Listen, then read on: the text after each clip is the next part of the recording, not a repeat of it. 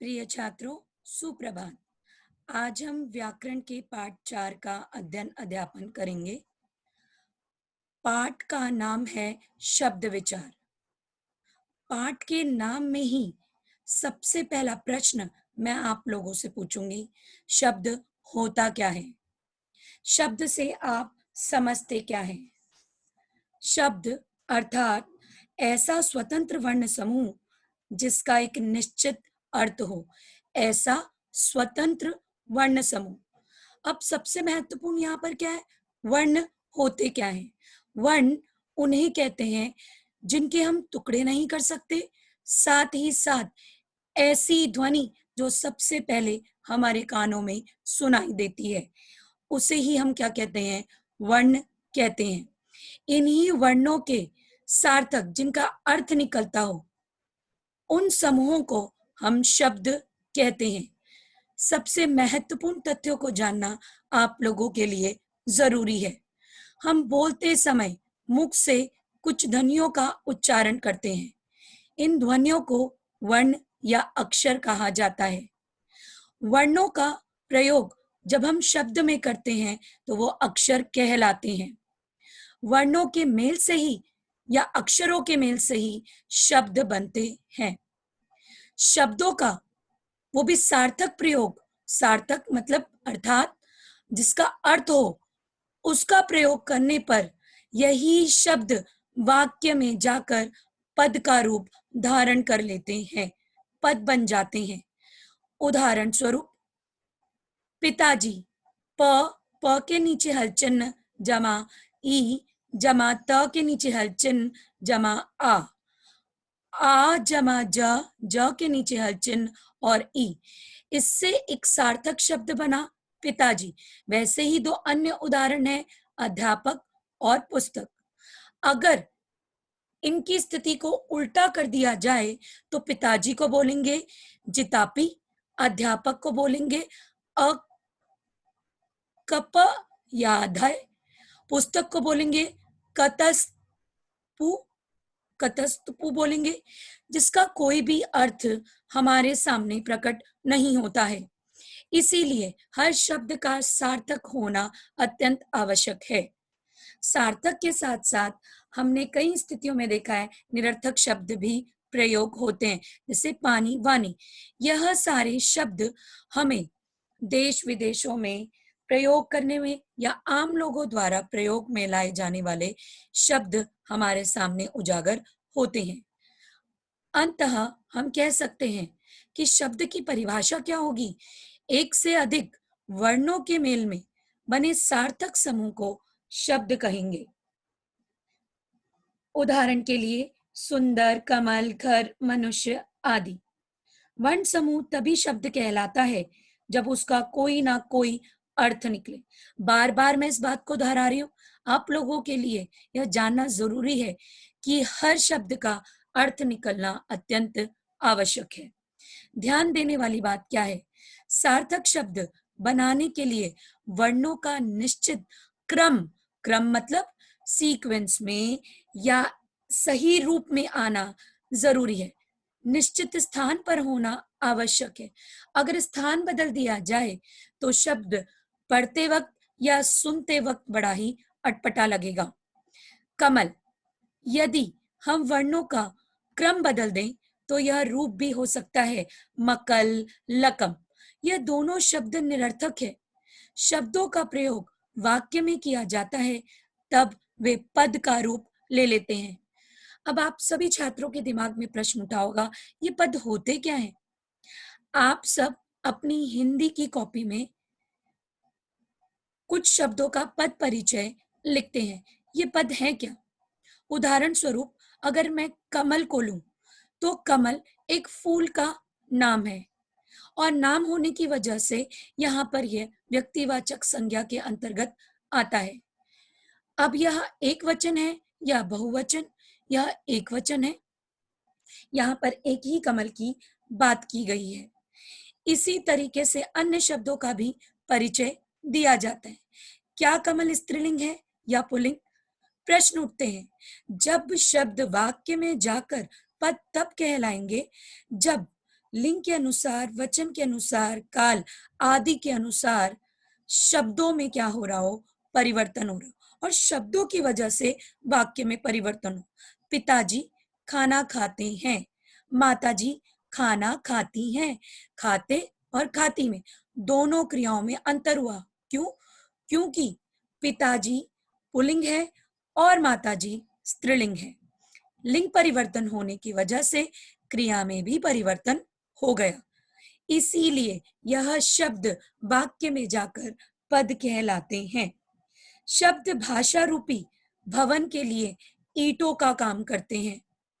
भाषा अगर हमने सीखनी है तो जब तक हम उस भाषा के शब्दों का ज्ञान अर्जित नहीं करेंगे या शब्दकोश को ध्यान पूर्वक उसमें से महत्वपूर्ण शब्दों को याद नहीं करेंगे, उनके अर्थों को नहीं जानेंगे, तब तक हम किसी भी भवन का या भाषा रूपी भवन का निर्माण नहीं कर सकते हैं।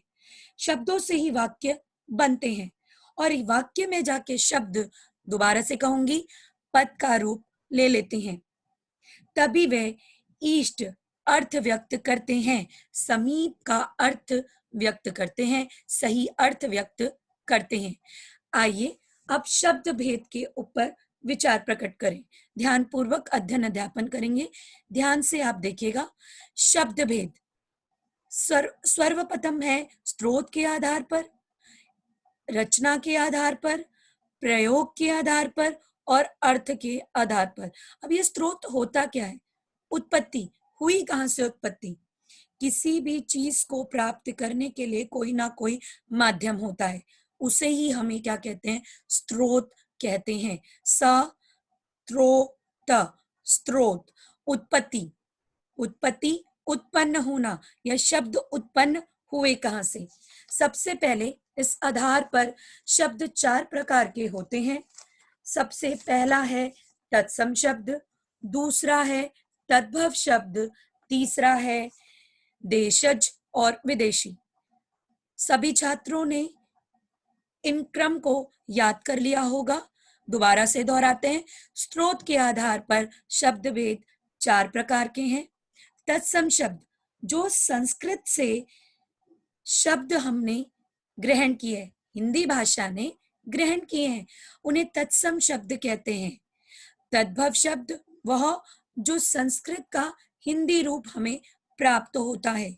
देशज, जो देश में बोले जाते हैं, गांव में या गांव के आसपास के इलाकों में बोले जाते हैं, वो देशज हमारे देश के शब्द कहलाते हैं या देशी शब्द भी कहलाते हैं।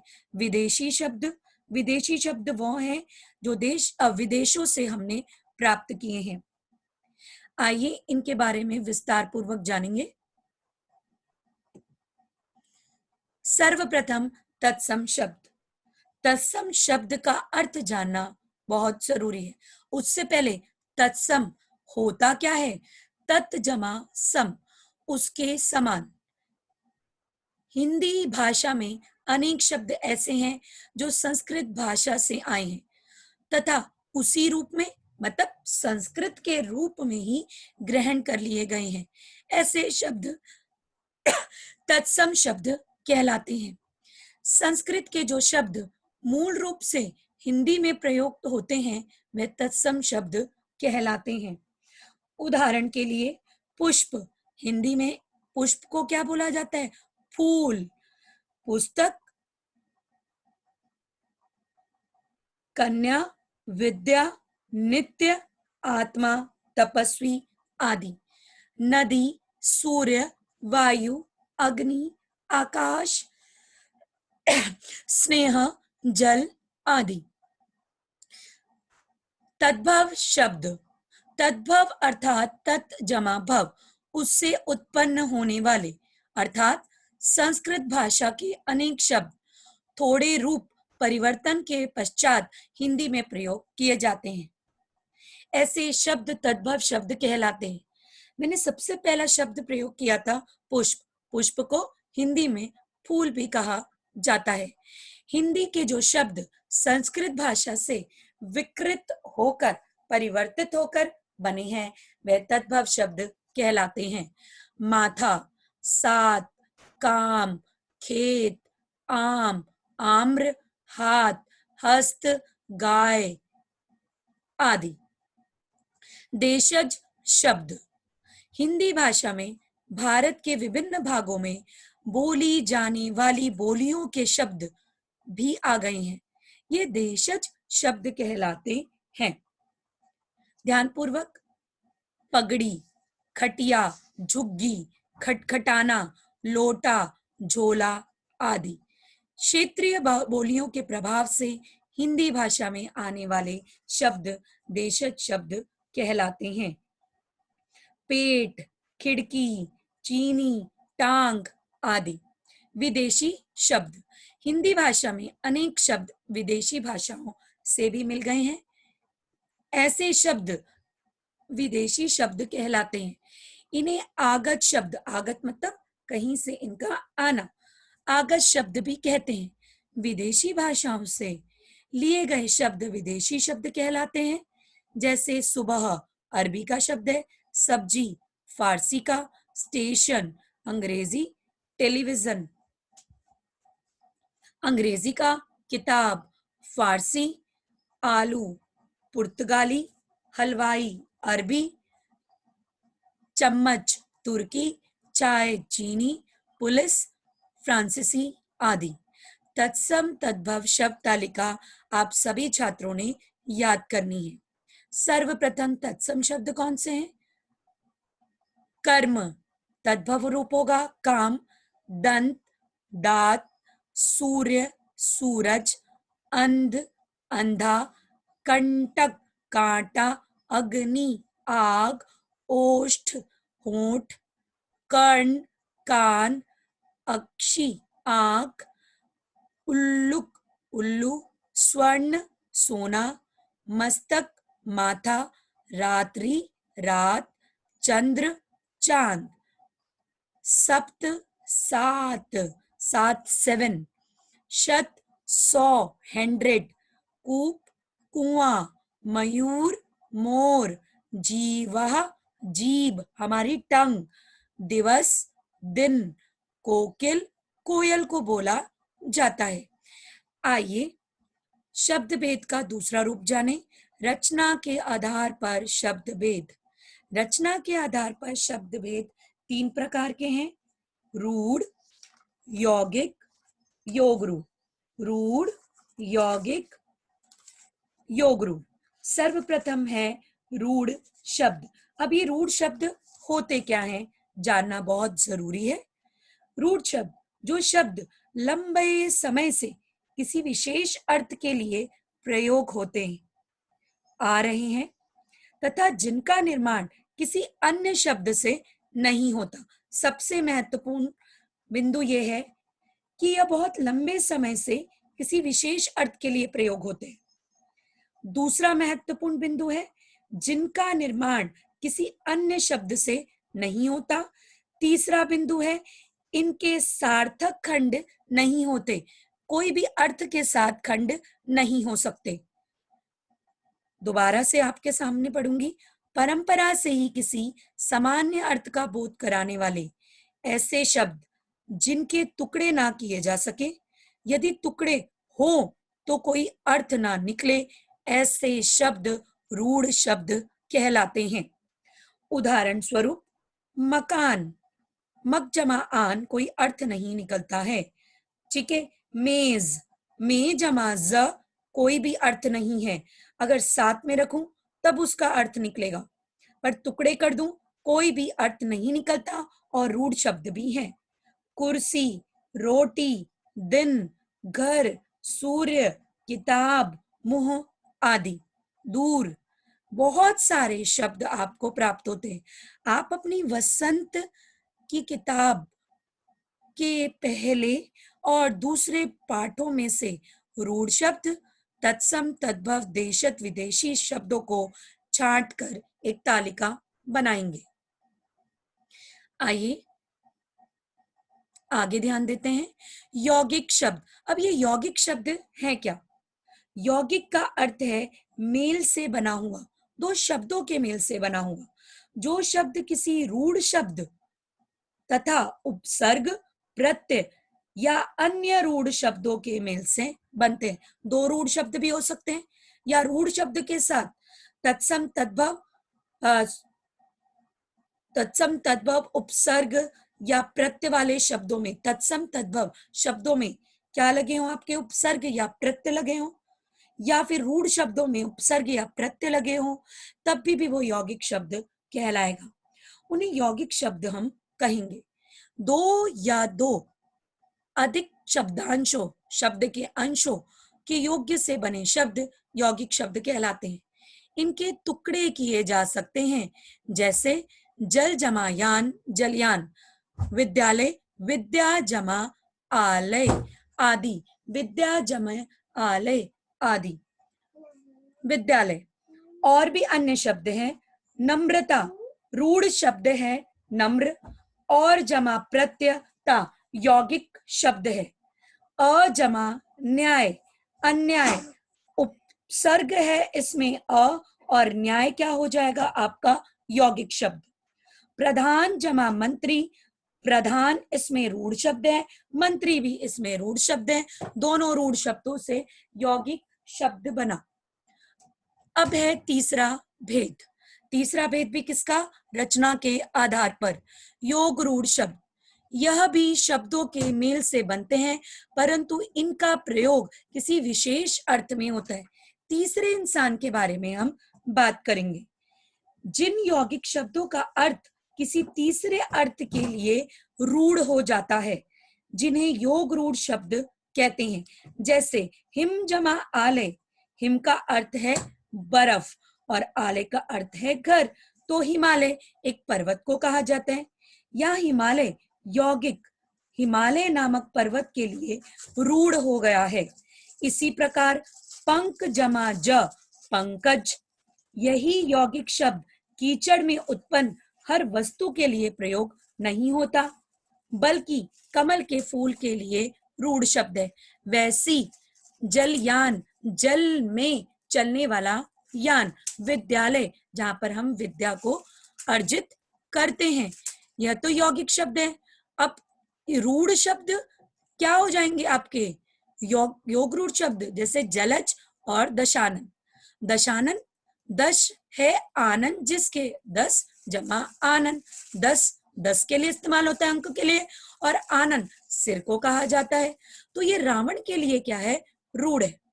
वैसी है जलज, जल में उत्पन्न होने वाला फूल जलज कहलाता है, जो कमल के लिए रूढ़ है, इसीलिए इसे जलज कहा जाता है।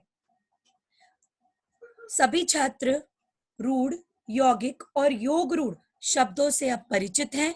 इन शब्दों की तालिका आप अपनी वसंत की किताब के पाठों में से छांटकर करेंगे। पहला और दूसरे पाठ में से, पहले और दूसरे पाठ। तीसरे भेद की तरफ बढ़ते हैं। प्रयोग के आधार पर शब्दों को 2 वर्गों में बांटा जाता है, आपके लिए जानना अत्यंत आवश्यक है। प्रयोग के आधार पर शब्द भेद है विकारी शब्द, और दूसरा भेद है अविकारी शब्द। विकारी शब्द ऐसे शब्द जिनमें व्याकरणिक नियमों के अनुसार ढलने पर परिवर्तन, चेंजेस आ जाते हैं, विकारी शब्द कहलाते हैं। जैसे लड़का शब्द में स्त्रीलिंग प्रत्यय लगाने पर उसे लड़की बनाया जा सकता है। बहुवचन पुल्लिंग प्रत्यय लगाने पर लड़के, लड़कों, लड़कों आदि पद बनते हैं। हिंदी में विकारी शब्द के भी 4 भेद होते हैं, आप लोगों के सामने हैं। संज्ञा, सर्वनाम, विशेषण और क्रिया। संज्ञा, सर्वनाम, विशेषण व क्रिया के बारे में आगे जाके आप विस्तार से पढ़ेंगे, पर मैं आपके सामने परिवर्तन करके कुछ शब्दों को प्रस्तुत कर रही हूँ। मूल शब्द है नारी, और अगर संज्ञा शब्द में देखें तो नारियां, नारियों, नारियों। पुस्तक, पुस्तकें, पुस्तिका, पुस्तकों और पुस्तिकाओं। यह शब्द संज्ञा शब्द और उनसे निर्मित शब्द आप लोगों के सामने प्रस्तुत किए गए हैं।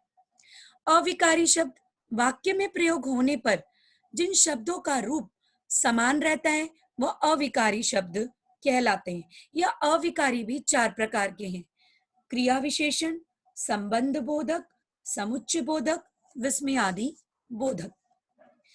सर्वप्रथम हम विकारी शब्द में सर्वनाम के बारे में जाएंगे कि विकार किससे उत्पन्न हुआ सर्वनाम शब्दों में। जैसे मैं से बना मुझे, मुझको, मेरा। तू से बना तुम, तुम्हें, तुझे, तेरा या तुझको। विशेषण शब्दों में कैसे परिवर्तन होगा? अच्छा, अच्छे, अच्छी, अच्छो, अच्छो या अच्छियों। काला में काले, कालो, कालो, कालियो या कालियों। अब क्रियाओं में कैसे परिवर्तन होगा? जाता है मूल शब्द है, तो रूपांतरित शब्द क्या हो गया? जाता था, जाएगा, जाएंगे, गया, जाओगे आदि। पीना से पीता है, पिया, पी, पिएंगे, पियोगे, पीता था, पिए थे या पीते थे। इस तरीके से ही विकारी शब्द क्या होते हैं? वाक्य में जाके परिवर्तित होते हैं। अब अविकारी शब्दों की तरफ बढ़ते हैं। सबसे पहले है आप लोगों के क्रिया विशेषण। क्रिया विशेषण अर्थात क्रिया की विशेषता बताने वाले शब्द, जैसे धीरे, आज, कल, अब, सदैव, इधर, उधर, भली भांति, ध्यान पूर्वक आदि। संबंध बोधक शब्द, संबंध बताने वाले, संबंध का बोध कराने वाले शब्द, जैसे तक, भर, साथ, के बिना, के अनुसार आदि। वैसे ही है समुच्चय बोधक शब्द, दो शब्दों अथवा वाक्यों को जोड़ने वाले शब्द, जैसे और, या, किंतु, परंतु, अतएव, इसलिए आदि। विस्मय आदि बोधक शब्द, विस्मय प्रकट करना, आश्चर्य प्रकट करना, पीड़ा प्रकट करना, शोक, हर्ष, ऐसे भाव जिन्हें हम खुद से नहीं रोक सकते, अचानक से ही उत्पन्न हो जाते हैं किसी भी चीज को देखकर या किसी भी चीज के बारे में सोचकर। ऐसे शब्द विस्मय आदि बोधक शब्द कहलाते हैं। अब आहा, अरे, शाबाश, उफ आदि। यहाँ पर आप सबके सामने तालिका प्रस्तुत है वर्गीकरण के अनुसार, प्रयोग के आधार पर। विकारी शब्द, अविकारी शब्द, आप सभी को उनको याद करना है और इनके उदाहरणों का अभ्यास करना है। अर्थ के आधार पर शब्द भेद। अब अर्थ के आधार पर कितने शब्द भेद हैं? एकार्थी शब्द, अनेकार्थी शब्द, पर्यायवाची शब्द और विलोम शब्द। अब ये एकार्थी शब्द होते क्या हैं? आप में से कोई बता सकता है? ध्यान पूर्वक सुनिएगा। एकार्थी शब्द किन्हें कहा जाता है? जो एक ही अर्थ आप सभी के सामने क्या करते हैं? प्रकट करते हैं, उन्हें एकार्थी शब्द कहते हैं। जिनका वाच्यार्थ एक ही होता है, व्यक्तिवाचक संज्ञाएं, स्थानों के नाम आदि इसी श्रेणी में आते हैं, जैसे सुभाष चंद्र बोस, राजा, घर, पुस्तक, शस्त्र। इसके अलावा अटल बिहारी वाजपेयी, प्रधानमंत्री मोदी जी आदि। अब इनका एक ही अर्थ है। कुछ शब्द आप लोगों के सामने प्रस्तुत कर रही हूं, जैसे अपराध, कानून के विरुद्ध कार्य करना अपराध है। अनुराग, प्रेम, यातना, कष्ट सहना, अपयश, बदनामी, छात्र, विद्यार्थी। अनेकार्थी शब्द, प्रत्येक भाषा में अनेक शब्द होते हैं। हिंदी भाषा में भी अनेक शब्द हैं जिनके एक से अधिक अर्थ होते हैं। वे शब्द प्रसंग बदलने पर अपना अर्थ बदल देते हैं। हम किसी भी बात को अलग अलग ढंग से क्या करेंगे? प्रस्तुत करेंगे।